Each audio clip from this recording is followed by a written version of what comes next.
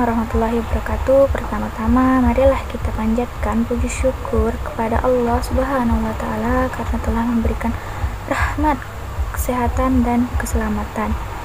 Sebelumnya, yang saya hormati Bapak selaku dosen pengampu, yaitu Bapak Suhaimi MAG selaku dosen metode studi Islam, dan rekan-rekan yang berbahagia.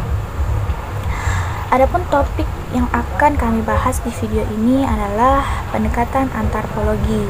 Perkenalkan, nama saya Lailantul Aini yang akan bertugas sebagai moderator pada video kali ini. Adapun anggota-anggota kelompok saya adalah Ahmad Faisal Hakim, Eka Adila Fitri, dan Ulfa Syafriana.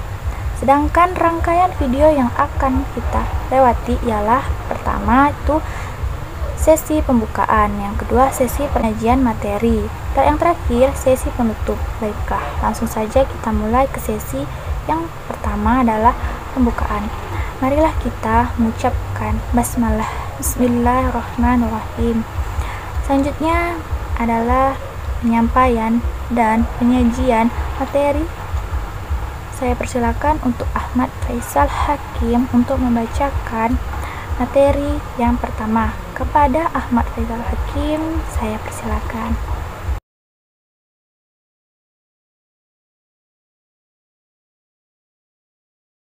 Bismillahirrahmanirrahim. Baiklah, saya Ahmad Faisal Hakim, perwakilan dari kelompok 2 mata kuliah metode studi Islam. Saya akan membacakan yaitu apa itu pengertian pendekatan antropologi, apa itu definisi antropologi menurut para ahli, dan apa itu perkembangan antropologi. Pengertian pendekatan antropologi. Pendekatan antropologi adalah salah satu upaya memahami agama dengan cara melihat wujud praktik keagamaan yang tumbuh dan berkembang dalam masyarakat. Karena ini, banyak ritual keagamaan yang menyatu dengan budaya manusia. Adapun berbagai pendekatan dalam memahami agama yang selama ini, selain pendekatan antropologi, juga antara lain pendekatan sosiologis, pendekatan teologis, normatif, filosofis, dan historis.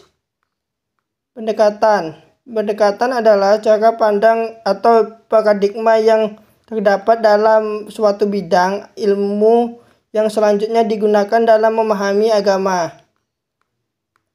Yang kedua, antropologi. Secara etimologis, antropologi tersusun dari bahasa Latin anthropos, yang artinya manusia, dan bahasa Yunani logos, yang berarti kata atau berbicara. Antropologi berarti berbicara dengan manusia. Dalam Kamus Besar Bahasa Indonesia atau KBBI yang diterbitkan oleh Balai Pustaka, antropologi diartikan sebagai ilmu tentang manusia, khususnya tentang asal-usul, aneka warna, bentuk fisik, adat istiadat, dan kepercayaan pada masa lampau. Selanjutnya, materi yang kedua yaitu definisi antropologi menurut para ahli adalah sebagai berikut. Definisi antropologi menurut para ahli yang pertama yaitu William A. Haviland. Antropologi adalah studi tentang umat manusia, berusaha menyusun generalisasi yang bermanfaat tentang manusia dan perilakunya, serta untuk memperoleh pengertian yang lengkap tentang keanekaragaman manusia. Menurut para ahli yang kedua yaitu menurut David Hunter, antropologi adalah ilmu yang lahir dan keingintahuan keanekaragaman manusia. Menurut para ahli yang kedua yaitu menurut David Hunter, antropologi adalah ilmu yang lahir dan keingintahuan yang tidak terbatas tentang umat manusia. Dan yang terakhir, menurut para ahli Kojanraningrat, antropologi adalah ilmu yang mempelajari umat manusia pada umumnya dengan mempelajari aneka warna, bentuk fisik masyarakat, serta kebudayaan yang dihasilkan. materi yang ketiga yaitu perkembangan antropologi. Antropologi adalah salah satu disiplin ilmu dari cabang ilmu pengetahuan sosial yang memfokuskan kajiannya pada manusia. Kajian antropologi ini setidaknya dapat ditelusuri pada zaman kolonialisme di era penjajahan yang dilakukan bangsa Barat terhadap bangsa-bangsa Asia, Afrika, dan Amerika Latin, serta suku Indian. Selain menjajah, mereka juga menyebarkan agama Nasrani. Antropologi pada masa itu beranggapan bahwa seluruh masyarakat manusia tertera dalam keteraturan seolah sebagai eskalator historis raksasa, dan mereka atau bangsa Barat menganggap bahwa mereka sudah menempati posisi puncak, sedangkan bangsa Eropa dan Asia masih berada pada posisi tengah, dan sekelompok lainnya yang masih primitif terdapat pada posisi bawah. Baiklah, materi yang selanjutnya, karakteristik dasar pendekatan antropologi, yang akan dibacakan oleh Eka Aidila Fitri. Kepada Eka dipersilahkan. Karakteristik dasar pendekatan antropologi. Salah satu konsep kunci terpenting dalam antropologi modern adalah holisme, yakni pandangan bahwa praktik-praktik sosial harus diteliti dalam konteks dan secara esensial dilihat sebagai praktik yang berkaitan dengan yang lain dalam masyarakat yang sedang diteliti. Para antropolog harus melihat agama dan praktik pertanian, kekeluargaan, politik, magic, dan pengobatan secara bersama-sama. Maksudnya, agama tidak bisa dilihat sebagai sistem otonom yang tidak terpengaruh oleh praktik-praktik sosial lainnya. Ada 4 ciri fundamental cara kerja pendekatan antropolog terhadap agama, yaitu sebagai berikut. 1. Bercorak deskriptif, bukannya normatif. 2. Lokal praktis, yaitu praktik konkret dan nyata di lapangan. Ketiga, antropolog selalu mencari kehubungan dan keterkaitan antar berbagai dominan kehidupan secara lebih utuh atau connections across social domains. 4. Komparatif. Karakteristik antropologi bergeser lagi dari antropolog, makna ke antropologi interpraktif yang lebih global. Seperti yang dilakukan oleh C. Grish, ide kuncinya bahwa apa yang sesungguhnya penting adalah kemungkinan menafsirkan peristiwa menurut cara pandang masyarakat itu sendiri. Objek kajian dalam pendekatan antropologi. Berdasarkan uraian tentang perkembangan antropologi di atas, makna secara umum objek kajian antropologi dapat dibagi menjadi 2 bidang, yaitu antropologi fisik yang mengkaji makhluk manusia sebagai organisme biologis, dan antropologi budaya dengan 3 cabangnya, arkeologi, linguistik, dan etnografi. Jarnaluddin Athiyah dalam artikelnya di jurnal The Contemporary Muslim menawarkan bahwa antropologi Islam yang kita gagas nantinya akan memberikan objek kajian pada topik-topik berikut ini. 1. Penciptaan manusia. 2. Susunan manusia. 3. Macam-macam manusia. 4. Tujuan diciptakannya manusia.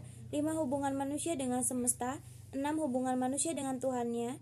7. Manusia masa depan. 8. Manusia setelah mati. Baiklah, materi selanjutnya akan saya bacakan, yaitu jika budaya tersebut dikaitkan dengan agama, maka yang dipelajari adalah agama sebagai fenomena budaya, bukan ajaran agama yang datang dari Allah. Antropologi tidak membahas salah benarnya suatu agama dan segenap perangkatnya, seperti kepercayaan, ritual, dan kepercayaan kepada yang sakral. Lutsenuddin, Agus 2006. Wilayah antropologi hanya terbatas pada kajian terhadap fenomena yang muncul. Menurut Adhomuzzar, ada 5 fenomena agama yang dapat dikaji, yaitu pertama, scripture atau naskah atau sumber ajaran dan simbol agama. Yang kedua, para penganut atau pemimpin atau pemuka agama, yakni sikap, perilaku, dan penghayatan para penganutnya. Yang ketiga ada ritus, lembaga dan ibadah seperti salat, haji, puasa, perkawinan, dan waris. 4. Alat-alat seperti masjid, gereja, lonceng, peci, dan semacamnya. Yang kelima, organisasi keagamaan tempat para penganut agama berkumpul dan berperan seperti Nahdlatul Ulama, Muhammadiyah, Persis, Gereja Protestan, Syiah, dan lain-lain. M. Adho Muzair 1998. Akbar S. Ahmad menyarankan untuk melakukan langkah-langkah sebagai berikut. Yang pertama itu ialah menulis sejarah sosial yang ringkas tentang sirah Rasulullah Shallallahu Alaihi Wasallam. Yang kedua, menulis buku-buku antropologi percontohan berkualitas tinggi. Yang ketiga, menulis buku-buku kajian antropologis tentang setiap wilayah Islam. Yang keempat, mensponsori pakar-pakar antropologi Islam untuk mengadakan penelitian atas seluruh wilayah negara Islam. Yang kelima, ada mengadakan kajian komparatif antara setiap wilayah masyarakat Islam. Yang keenam, ada menguasai secara utuh prinsip-prinsip teknis kajian sosial. Yang ketujuh, menelaah secara intens karya-karya ilmuwan Islam berkaitan dengan sosiologi dan antropologi. Contoh penelitian yang menggunakan pendekatan antropologi, salah satu penelitian yang akan dikemukakan pada bagian ini adalah runtuhnya Daulat Bani Umayyah dan bangkitnya Daulat Bani Abbasiyah. Untuk membahas topik ini, M. Adho Muzair menyerahkan sedikitnya ada 4 yang harus diperhatikan dan diperjelas dalam rancangan penelitian, yaitu yang pertama, rumus masalah, yang kedua, arti penting penelitian, ketiga, metode penting dan literatur yang digunakan. C. Aplikasi pendekatan antropologi dalam studi Islam. Aplikasi antropologis dalam memahami agama dapat diartikan sebagai salah satu upaya memahami agama dengan cara melihat wujud praktek keagamaan yang tumbuh dan berkembang dalam masyarakat. Melalui pendekatan ini, agama nampak akrab dan dekat dengan masalah-masalah yang dihadapi manusia dan berupaya menjelaskan dan memberikan jawabannya. Dengan kata lain, bahwa cara-cara yang digunakan dalam disiplin ilmu antropologi dalam melihat suatu masalah digunakan dalam disiplin ilmu agama. D. Tokoh dan karya utama kajian antropologi. 1. Koy Jaraningrat. Koy Jaraningrat lahir di Yogyakarta tahun 1923. Beliau lulus sarjana sastra bahasa Indonesia Universitas Indonesia pada tahun 1952. Mendapat gelar MA dalam antropologi dari Yale University Amerika Serikat tahun 1956 dan gelar doktor antropologi dari Universitas Indonesia pada tahun 1958. Menurut beliau, dalam menentukan dasar-dasar dari antropologi Indonesia, kita belum terikat oleh suatu tradisi sehingga kita masih dapat memilih serta mengkombinasikan berbagai unsur dari aliran yang paling sesuai yang telah berkembang di negara-negara lain dan diselaraskan dengan masalah kemasyarakatan di Indonesia. Karya-karyanya yang telah diterbitkan antara lain Atlas Etnografi Sedunia, Pengantar Antropologi dan Keseragaman, dan Aneka Warna Masyarakat Irian Barat. 2. Persudi Suparlan. Prof. Persudi Suparlan adalah seorang antropolog nasional, ilmuwan sejati yang berjasa menjadikan antropologi Indonesia memiliki sosok dan corak yang tegas sebagai disiplin ilmiah, yang tak lain adalah karena pentingnya penguasaan teori. Beliau lulus sarjana antropologi dari Universitas Indonesia tahun 1954, kemudian menempuh jenjang MA, lulus pada tahun 1972. Beliau mencapai gelar Guru Besar Antropologi Universitas Indonesia tahun 1998. Menurut beliau, antropologi merupakan disiplin ilmu yang kuat karena pentingnya teori, ketajaman analisis, ketepatan metodologi, dan tidak hanya sekedar menguraikan kata-kata. Selain itu juga pentingnya pemahaman yang kuat mengenai konsep kebudayaan dan struktur sosial. Clifford Gett. Profesor Clifford Gett adalah seorang tokoh antropologi asal Amerika Serikat. Beliau dijuluki sebagai tokoh antropologi segala musim. Hal ini dikarenakan pemikirannya yang selalu mengikuti zaman. Karyanya yang berjudul The Religion of Java adalah suatu karya yang berciri kuat struktural fungsionalisme klasik. Selanjutnya, James Danenjaja. James Danenjaja dilahirkan di Jakarta 13 April 1934. Beliau adalah tokoh folklor Nusantara yang pertama. Bagian budaya yang bernama folklor itu berupa bahasa rakyat, ungkapan tradisional, teka-teki, legenda, dongeng, lelucon, nyanyian rakyat, seni rupa, dan lain sebagainya.